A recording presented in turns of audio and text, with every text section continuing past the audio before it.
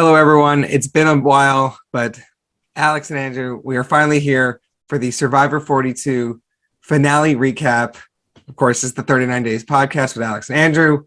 Alex, it's been a minute. What's going on, man? It's been a while. We watched the finale about week and a half ago. A little over a week, yeah. And then Memorial Day weekend happened. We were busy because, the whole country's busy on Memorial Day weekend.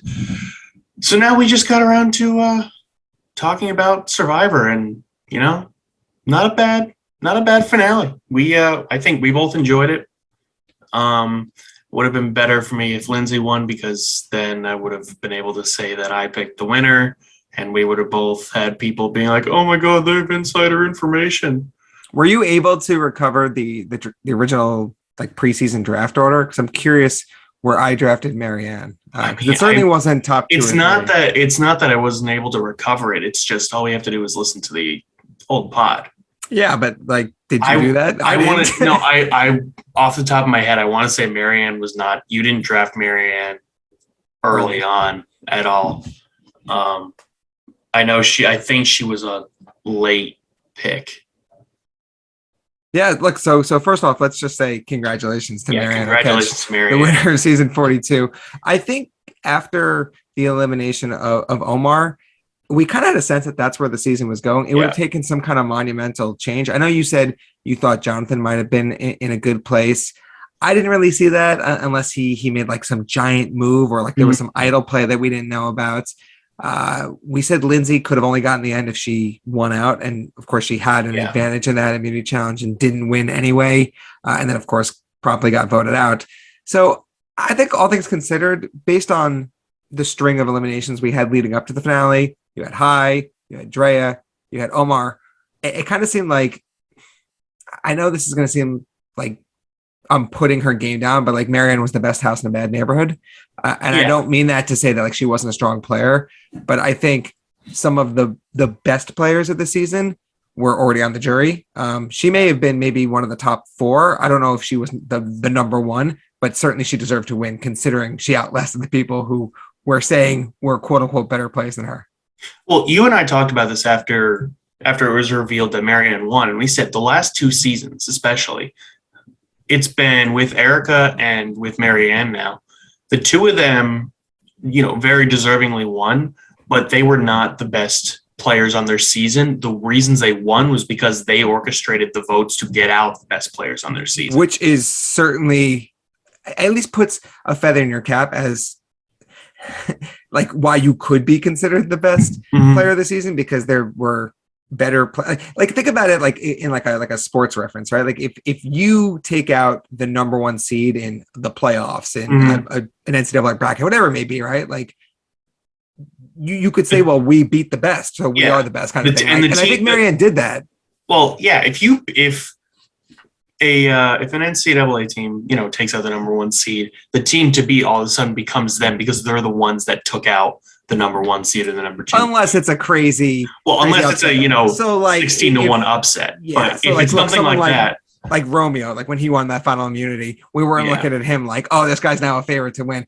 I kind of got spooked, and this is my own playing for the antics of the edit, but I loved how when they were going to final tribal, they showed all the jury members on the beach talking about why each of the three could win. And they have to say something positive for each person.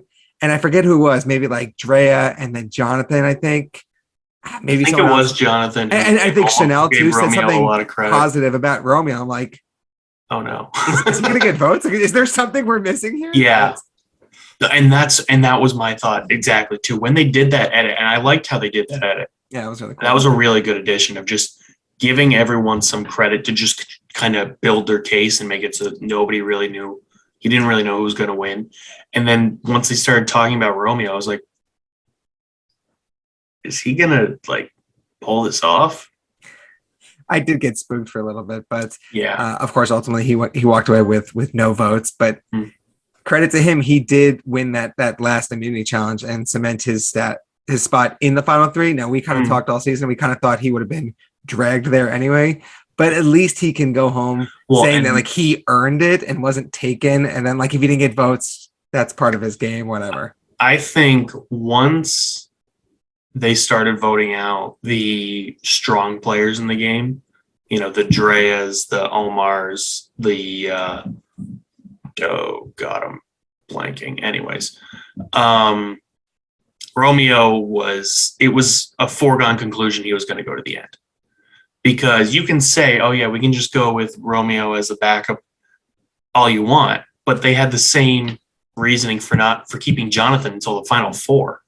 There were bigger threats to vote out than Romeo, than Jonathan. And, you don't want to, you go to a tribal, especially if it's like six or seven people left, you're not going to be voting out someone just to vote them out. You're voting them out because you think they have a better chance to win than you do. And Romeo, the only way Romeo would have won is if he was the only one left. Which is like physically impossible. Yeah. And, credit to him too, because he did what he had to do in the end. He won that last immunity challenge. Yeah. Is there anything he could have done to change the outcome of the game other than force Marianne to go to the fire challenge against either Mike or Jonathan and hope that she got eliminated? Because it's interesting enough that 2 seasons in a row, we talked, you already made the relationship between Marianne and Erica in 41, how they were kind of under the radar picks. They weren't necessarily the best players. Another thing that they had in common is that they both got taken by the Final Four immunity winner, 2 Final 3, and they didn't have to face off in fire. And then ended up cleaning house in the jury vote. So it is interesting that, like, I wonder what that Final 3 of the 3 men would have looked like. Romeo, Mike, Jonathan. Based on what we know now, Mike probably wins that, right? In that case, I think it's a lot more close than the 7-1 vote or 7-1-0 vote that it was for the Marianne, Mike, Romeo Final 3. But yeah, I gotta say Mike probably wins it. I would say it's more of a, like 5-3 thing. But I would have voted for Mike if I was on the jury. I'm really curious how that final tribal council would have played out, because Mike got flamed pretty bad. Yeah, he did. They tried to talk about, like, hey, you wanted to make this whole point that you played with integrity and you were a man of honor.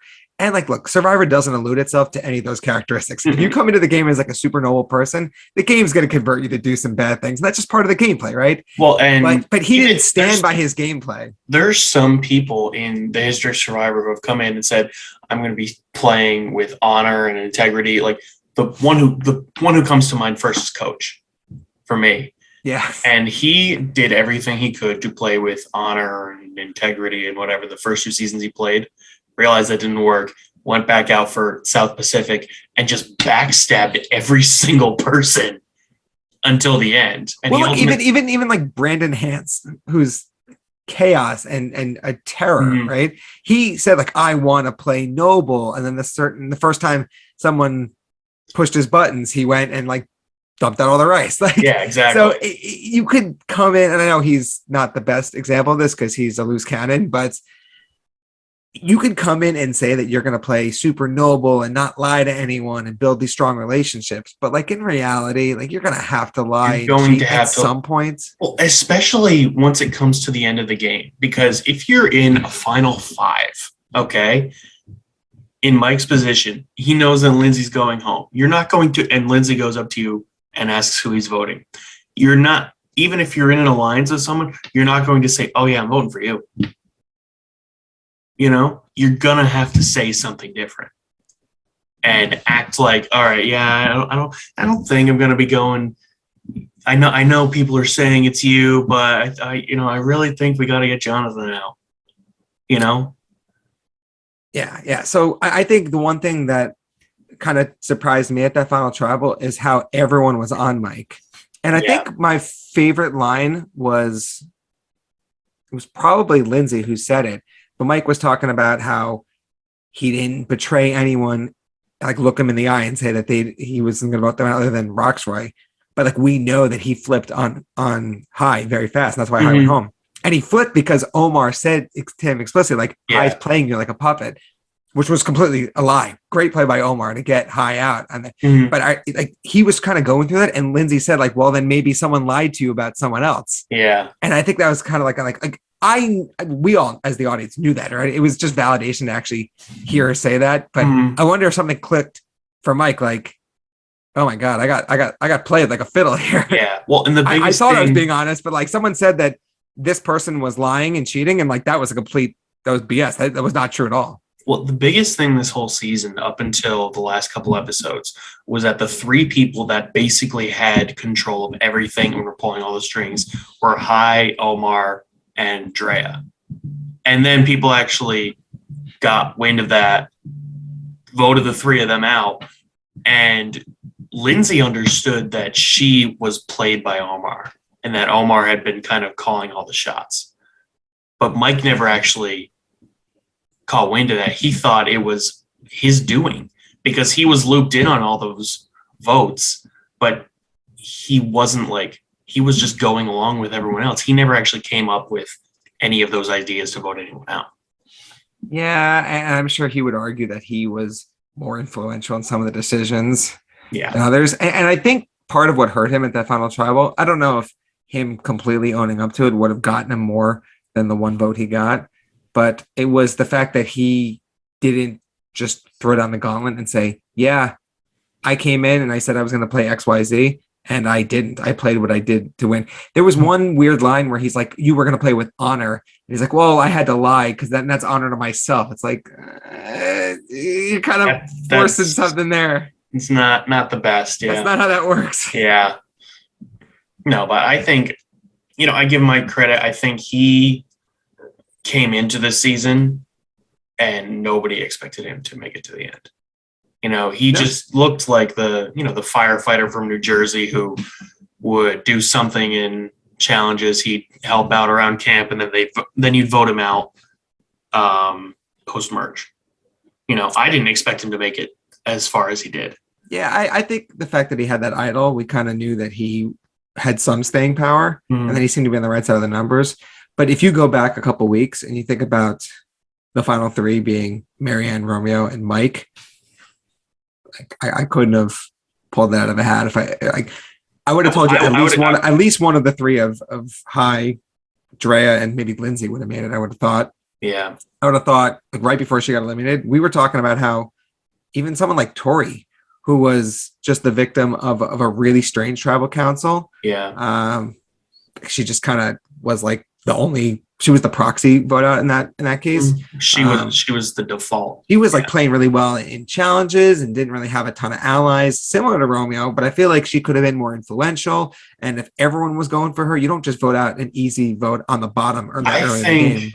Yeah, I think if Tori hadn't been voted out in the way that they did the, two tribals, 5 versus 5 on 5 and 5, I think she makes it much further, and because she's another under the radar person. And she was also aligned with Maryanne too that whole time. So I think she definitely makes it a lot further. So speaking of Tori, we would just have to mention it because we were looking at all this stuff afterwards. Her as a brunette was weird. I guess that's her. It was weird, yeah. And then also, I sent you that clip of her on Big Brother, which I didn't know she was on. Had no clue. Yeah. No, but I remember you sent me the video of everyone congratulating Maryanne and stuff, and we were like, wait, that's Tori. she's a brunette. Yeah. But yeah, congrats to Maryanne. Like we said, she deserved it, especially in that final three. And I think one of the best moments of the finale was when she whipped out her idol. That was such a mic drop moment. The second she did that, you knew she was winning. And you saw all the reactions, oh yeah, Hai, Drea, everyone was just like, Janelle, all had jaw drop moments. Yeah, it was like, oh damn, go girl. Because legitimately, she said nobody knew about this idol. I kept it secret. Legitimately, nobody knew about her idol. Mm-hmm. And I think the biggest part of that is how she explained she had 5 different outs to get to the final 3. She's like, well, if this person won, then they would take this and this, or if this person won, I'd have to play the idol. And And she went through all the different scenarios and iterations that could have happened. And she was in the final three in all of those cases. And it all played out exactly how she fought, like brilliant. So that was, I think, obviously her biggest strategic moment of the game, and it won her the game for that reason. But just such an awesome moment. Yeah, exactly. And like we said, she was not the strongest player of this season. But the fact that she kind of capitalized on that instead of just going along with it and just, limping to the end like Romeo did, she managed to kind of, like you said, map out the exact ways she could get to the end, who would have to go home, she would have to talk to in order for her to get to the end. And that type of not foreshadowing, but like planning ahead in order to try and figure out how you're going to get to the end is what ultimately is going to win over the jury, because they're seeing just how strategic you're playing. Yeah. And then she even got asked, I forget if it was in the reunion show or maybe it was just the final tribal, but someone said, it might have actually been Tori's question to her, like, hey, you come off as a little naive, fun, energetic. Was part of your strategy to not seem like you were super strategic? And then it kind of built up. And she said yes. Like I was like, I think part of it she was. No, definitely part of it she was. But at the same time, I think it was a combination of both. I think it was partially her just kind of being naive to how her personality came off on others, especially there was a few clips when they were still in the tribes and Jonathan was really just kind of annoyed with how she was acting when it was just him, Omar, Marianne, and Lindsay. But at the same time, I also think when she said that there was kind of a trend of the younger people getting voted out first with, the Zach elimination, Swati elimination, Tori getting voted out, Yep, that was another good moment. Yeah. Her saying that she needed to kind of play up the, young girl doesn't really know what she's doing so that people don't put a target on her. That I also think was a big form for strategy. Which is something that you don't go into the game saying like, I'm going to do this because all the people who are similar age to me are all going to go. I think that was a really good job of adapting to the fact that like young people are playing a little over the top and they're all getting picked off one after the other. So I am not going to follow that trend. I'm going to lay low a little bit, let my strategy kind of fester, recalibrate it, and then we'll kind of burst upon the scene when the time calls for it. Yeah. And I think she played it out perfectly. No, I agree. She really, there was a few times during the, I would say post-merge, like around the Tori elimination, the Roxbury elimination, and, Drea, before Omar at least, where she really didn't do anything. And I think that was partially her gameplay of basically being the young one that people just kind of didn't want to include her in anything because they didn't trust her. Which, like, I will say, if that actually was done intentionally, then it was brilliant. Oh, yeah. Because I think nobody at all suspected anything of her. Yeah, and even us watching at home, I think part of us, I don't want to say forgot about her, but didn't really she was as a contender to win it because she wasn't doing a lot. And it's hard to tell unless you have like a confessional where someone like owns their strategy. It's hard to tell if they're not doing much because they're kind of just caught in the waves and they're just going along with the flow. They're just struggling to stay afloat, or they're literally purposely laying low. And we didn't really get her saying one way or the other. But if like it was fully intentional for her to just bottom out and just stay, keep her name out of other people's mouths. Stay quiet, don't ruffle any feathers, and then let some of the bigger names get picked off. Like, then credit to her. She earned every penny of that win.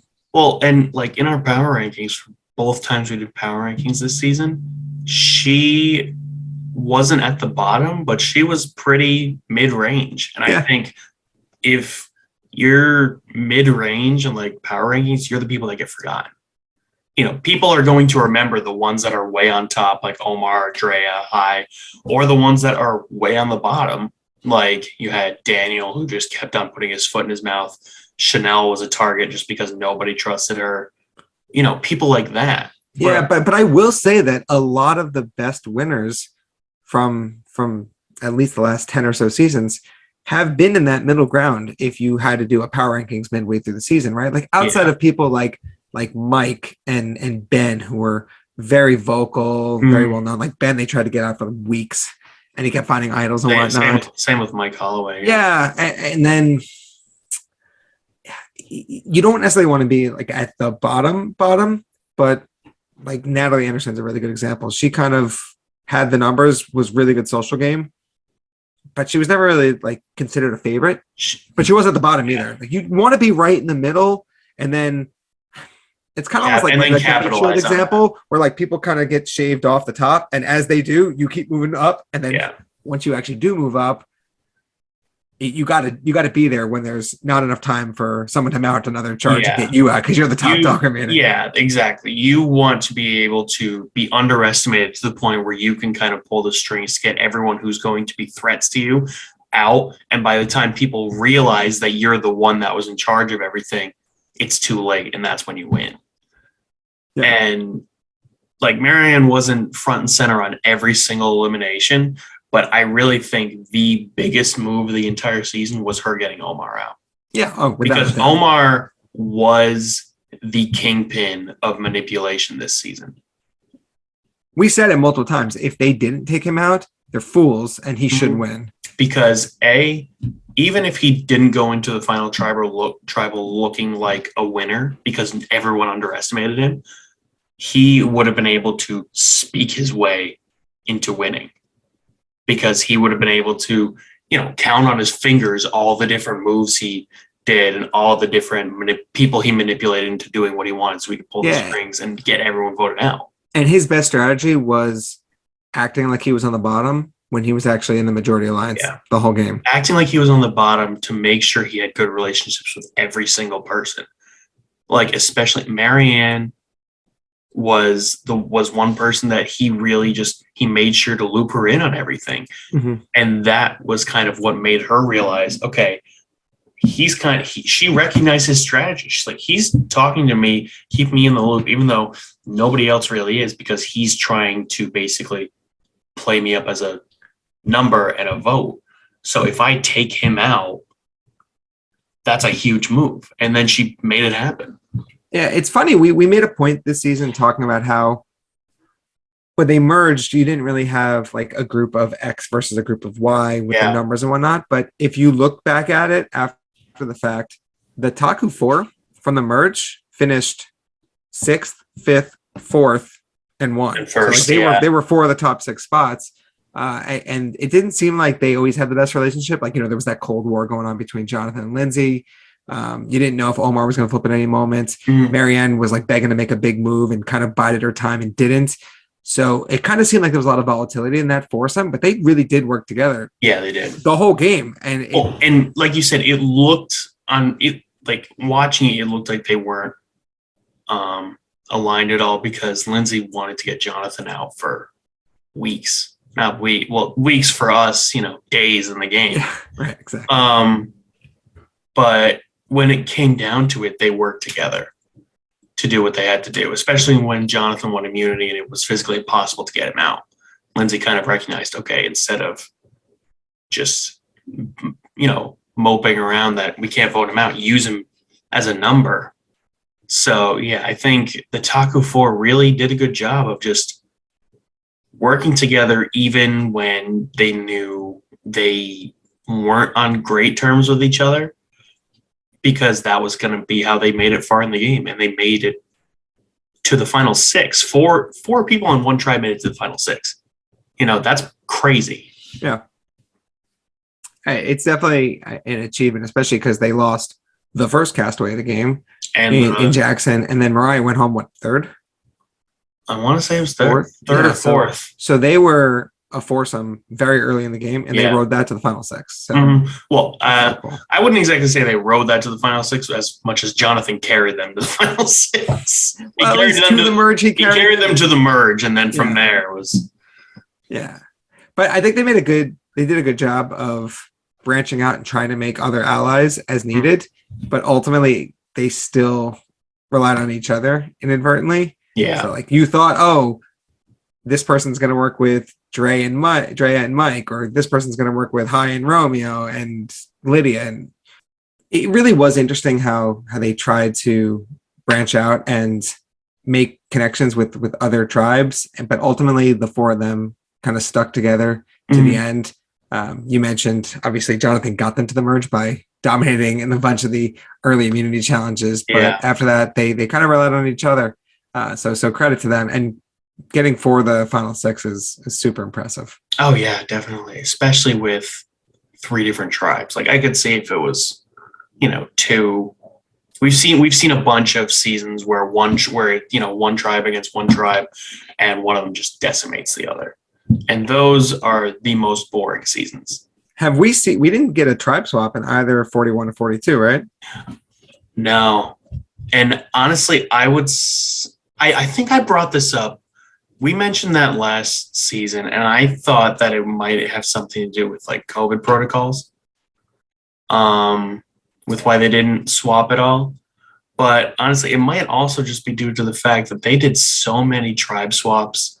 They did like 3 or 4 in, I remember Ghost Island, they did like 3. Yeah. I want to say Winners at War, they did 2 or 3. They did at least 2. Okay. And that was a big thing in the like season, I'd say season 34 to 40, where it was like episode 3, the trademark thing would be like swap. Well, yeah, normally when you have 2 tribes, it's a lot different too, because if you get to 3 of the first 4 eliminations, and what they would do, what they do is they'd start with 2 and then swap and then turn into 3, and then the I like that. Yeah. They'd have nothing. But the numbers are so slim that if you did do a tribe swap at 3, you'd have to consolidate to 2. But I feel like tribe swaps are fun, but at the same time, you can really screw people over for no reason at all. Yeah, and I think the only quote unquote swap they did in 41 and 42 is when they did the double eliminations. They split people into groups of 5, which was technically like a tribe swap for a day. But it was like a division, and then one person was left out. Yeah, it's the hourglass week, but no, really strange. I remember in Ghost Island, especially, there was a couple pretty good players that I do not remember their names off the top of my head, but I just remember the later 30 seasons. There was a lot of players who had played, who were doing really well. And they got voted out solely because they were put on the wrong side of the numbers. Yeah. So maybe that's just a strategic thing by the production team to say, like, we don't want to have people's games be impacted. Although, like, if you can wiggle your way out of that scenario, then you deserve to win type thing. And I get that. Yeah, that's exactly it. It's more of a, if you get out of the situation, then credit to you. But at the same time, nobody's going to really know. Right. Because nobody really bases their winning nobody uses what people did before the merge as a basis of voting for them in the end. Nobody was going to vote for Jonathan to win the million because he was a tank at the early immunity challenges. That's why there's 2 phases of the game. It's getting to the merge in good shape, and then after the merge, once you're on your own, that's when it's all for one. Yep. So, like, if there's anything that we've learned from the last 2 seasons, like, what's like your number 1 takeaway? Do not make a big target of yourself. For me, it's if you want to win, shut the hell up about your advantages. Just say nothing. That too. Yeah, that's a good one because Drea went down in such a fiery. I don't want to say mess. But she could have. She really just mismanaged. She fumbled the bag with her advantages. Yeah. Drea was the Seahawks in the, I forget which number it was, but the Super Bowl against the Patriots. Yeah. But yeah, she had so much potential because she had so many advantages and just, tricks to play up her sleeve. and she just she got blindsided and she didn't get to play any of them, which is a shame because I think she had made it further on. She would have really thrown everyone for a loop. And that would have been fantastic to watch. Yeah, that's kind of why I think we put her, at least I did, at number one in one of the power rankings because she had all these advantages ready to go. Yeah. She had an arsenal and just didn't use it, or the timing didn't line up. And then who went out kind of messed it up, like whatever. Yeah.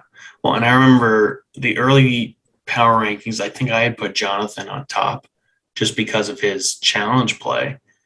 And, you know, like directly after the merge, if you're winning challenges, you're putting a target on your back because people are going to be, oh, he's going to win out. He's going to really do well. But after that, once Jonathan started not winning challenges and Lindsay started becoming a really like competitive force against him, I think that's kind of when his game fell apart because people realized, all right, first of all, he's not invulnerable.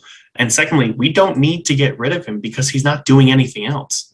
The only strength he had was his physical strength. He had no strategic play or social game at all.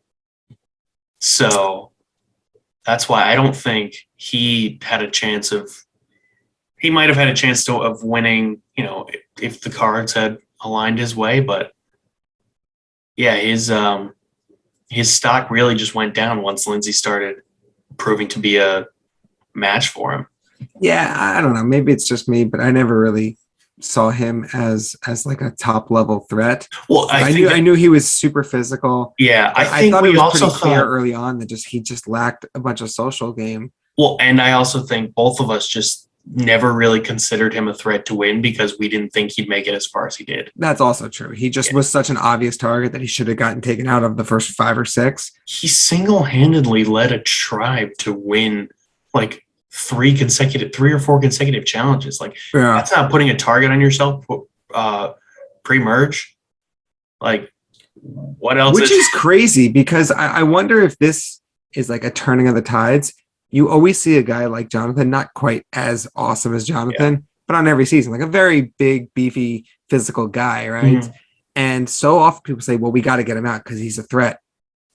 And I wonder if people watching season 42 play out, it's like, if that guy doesn't have another aspect of his game, he's really not as much of a threat as you say. It's very interesting as you watch these shows and you go through some of the seasons that the people who at certain times get deemed a threat are just playing well for a few days, but they're not like a true threat to win the $1 million.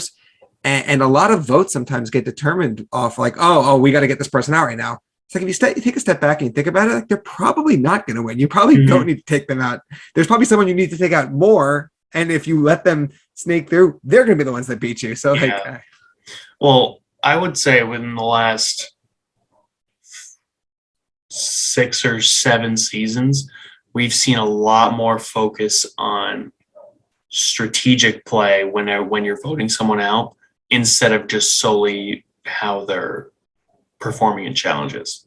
Which there should be. It was such a lazy thing that people did for 10 years on this show. Like, this person's a really physical player. Do we want to risk giving up the person who catches all the fish? Or do we want to like take out? It's like you can keep them and also vote out someone who's a bigger threat. I think we realize just how not great a lot of those big physical, provider guys that won were all the way back in Heroes versus Villains. You saw guys like Colby Donaldson, like Tom Westman. They made it to the end. They won their seasons. Guys like JT, they won it just based on like their strength and challenges. I guess JT was more charisma. Yeah. But guys like Colby and Tom. But in fairness, too, on Heroes versus Villains, those two guys were a lot more washed than they were when they won their seasons. Yeah, no, and I get that. But my point is that just earlier seasons, if you were good at challenges, there was a good chance you were going to win. Colby kind of got screwed over in season 2. Well, he didn't win for the exact reason. He didn't win for the reason we're talking about. But Tom Westman won because he dominated everything. Yeah, but Tom actually had strategy. He actually had a good social game. I wouldn't say he didn't have as much of a good He was strategy. personable and he made connections with people. Yeah, but he also benefited from the fact that his tribe never lost a challenge. That's true. But yeah, I think we've exhausted everything we can talk about. What do you say? I think so too. Yeah. So thanks for everyone for tuning in, for watching this season. I had a blast. Andrew, I would imagine, probably had a blast as well. It was different than 41. Yeah. And I think equally as enjoyable though. Yeah. No, I definitely think it was different than 41. A different, just experience of covering it, which is good. We didn't want it to be the same as 41. Right. Would have been boring. But look, our first year of podcasting, of doing this new adventure is in the books now. We got 2 seasons down. Whoever knows how many more to go. Yeah, exactly. But looking ahead to season 43 in the fall, maybe we'll pop up periodically this summer. Maybe if you want to do a rewatch of an old season, or maybe we can, if there's a story about like a previous player or whatever, maybe we can find a reason to throw out an episode. We'll figure something out. We're not going to be completely, AWOL until September. Right. But for now, like I said, thanks everyone for watching. We'll see you in the fall. Thanks.